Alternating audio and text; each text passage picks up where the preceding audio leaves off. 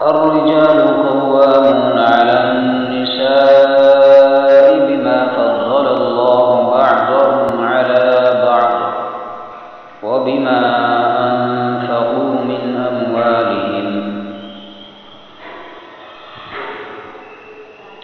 مرد عورتوں کے نگراں ہے کیونکہ اللہ نے ان میں سے ایک کو دوسرے پر فضیلت دی ہے، اور کیونکہ مردوں نے اپنے مال خرچ کیے ہیں۔ اللہ نے مرد کو حاکم، عورتوں کو محکوم بنایا ہے، مردوں کو سردار، عورتوں کو اس کی زوجہ بنایا ہے۔ اللہ نے مردوں کو بادشاہ اور عورتوں کو ملکہ بنایا ہے۔ مطلب یہ کہ اللہ نے عورتوں کو گھر کی زینت بنایا ہے، بازاروں کی زینت نہیں بنایا ہے۔ اللہ نے عورتوں کو بہت ہی قیمتی بنایا ہے، بہت زیادہ خوبصورت بنایا ہے۔ اللہ نے اس عالم میں سب سے قیمتی چیز، سب سے قیمتی شے اللہ تعالیٰ نے عورت بنایا ہے، اور جو چیز جتنا زیادہ قیمتی ہو وہ چیز اتنے ہی پردوں میں اور اتنے ہی حفاظت کے ساتھ رکھا جاتا ہے۔ مغربی ممالک کے لوگ، آزاد خیال والے لوگ، انگریز لوگ عورتوں کو بے قیمت کرنا چاہتے ہیں، اسی لیے عورتوں کو بے پردہ، بے حیا اور بازاروں کی زینت بنانے کی کوشش کرتے ہیں۔ ہم سونے کو، چاندی کو، ہیرے جواہرات کو بہت زیادہ قیمتی سمجھتے ہیں۔ کیا ہم ان چیزوں کو قبر سے نکال کر کیا سڑکوں پر یوں پھینک دیتے ہیں، یا پھر جتنا زیادہ قیمتی چیز ہوتا ہے اتنے ہی زیادہ قبر میں، اتنے ہی زیادہ تالوں میں، اتنے ہی زیادہ لاکروں میں محفوظ رکھتے ہیں؟ پھر عورت دنیا کی سب سے قیمتی شے ہونے کے باوجود کیوں بازاروں میں بے حیا ہو کر بازاروں میں پھر رہی ہے؟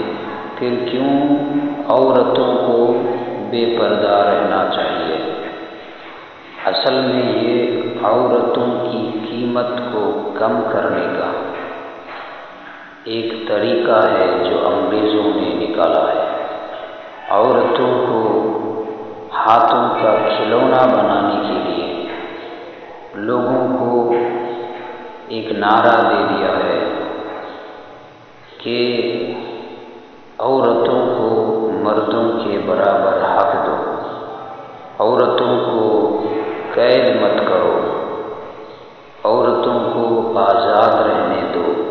یہ سب چیزیں صرف اور صرف بیوقوف بنانے کے لیے ہے، اور اس کا کوئی فائدہ عورتوں کو نہیں ہے، بلکہ اس سے عورتوں کو ہی نقصان ہے۔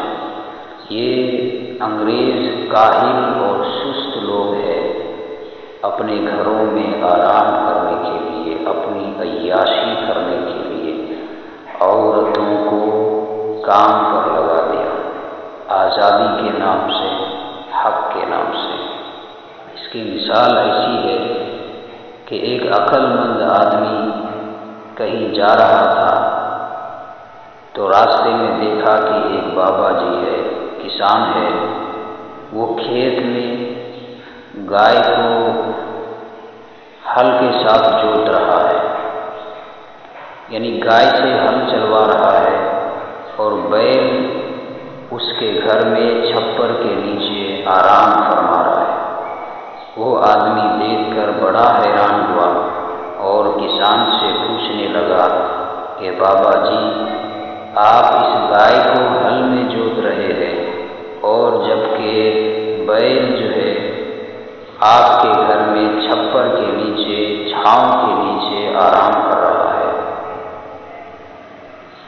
تو اس کسان نے کہا کہ یہ گائے بیوی جو ہے یہ شہر سے آئی ہے، شہر سے جب آئی ہے تو اس کی سہیلیوں نے اس کو سمجھا کر بھیجا ہے کہ تم دیہات میں جا رہی ہو، دیہات والے عورتوں کا حق مار لیتے ہیں، تو وہاں جاؤ گے تو اپنے حق کا مطالبہ کرنا کہ ہمیں مردوں کے برابر حق چاہیے۔ یہ آئی ہے جب سے تو اس نے یہی ضد شروع کی، تو میں نے کہا کہ اگر مردوں کے برابر حق چاہیے تو مردوں کے برابر اور مردوں کے جیسا کام بھی تو کرنا پڑے گا۔ تو اس بی بی نے کہا کہ ہم کریں گے۔ تو اسی لیے میں نے بیل کو آرام کرنے کے لیے گھر پر چھوڑ دیا ہے اور بیل والا کام گائے سے لے رہا ہوں، اس بی بی سے لے رہا ہوں۔ اب یہ بی بی بڑی خوشی خوشی دن بھر کھیت میں کام کرتی ہے، ہل جوتتی ہے اور پھر شام میں دودھ بھی دیتی ہے، اور بیل کو کوئی کام ہی نہیں بچا کیونکہ اسی بی بی نے یہ سارا کام کر دینا ہے، یہی بی بی سب کام کر دیتی ہے۔ تو بیل بیچارہ آرام سے ٹھنڈے میں بیٹھا رہتا ہے اور بھوک لگتی ہے تو اٹھ کر کھاتا ہے، اور بیل کو کوئی کام نہیں ہے، بس اس کو ایک ہی کام ہے کہ جب یہ بی بی کام سے فارغ ہو جاتی ہے تو وہ بھی فرصت میں اس بی بی کو اور زیادہ چڑھاتا ہے کہ تم کو آزادی چاہیے، تم کو برابر کا حق چاہیے، دیکھو کہیں تمہارا حق نہ مارے۔ اب وہ آرام کرتا رہتا ہے اور اس کو چڑھاتا رہتا ہے۔ اب آپ بتائیے کہ اس گائے نے اپنے لیے مصیبت تلاش کی ہے، عقل مندی کی بات کی ہے یا پھر بے وقوفی کی بات کی ہے؟ اسی طرح انگریزوں نے، یورپ ممالک، مغربی ممالک کے لوگوں نے اپنی سستی کی وجہ سے، کاہلی کی وجہ سے عورتوں کو بازاروں میں پھرایا ہے، عورتوں کو آزادی کے نام پر گھروں سے نکالا ہے، عورتوں کو بے پردہ بے حیا کرنے کے لیے، عورتوں کو بازاروں کی زینت بنانے کے لیے عورتوں کو یہ نعرہ دیا ہے۔ ورنہ سوچیں کہ بے پردگی کو کام سے کیا کنیکشن ہے؟ دکانوں پر رہنے کے لیے کیوں عورتوں کو کم کپڑا پہننا چاہیے؟ عورتوں کو بازاروں میں خوبصورت دکھنے کے لیے کم کپڑے پہننے کی کیا ضرورت ہے؟ عورتوں کو باہر نکل کر کام کرنے کی اور کام کرنے کے لیے بے حیا ہونے کی کیا ضرورت ہے؟ کام تو دماغ سے، طاقت سے ہوتا ہے، بے پردگی سے کام کے ہونے کا کیا مطلب ہے؟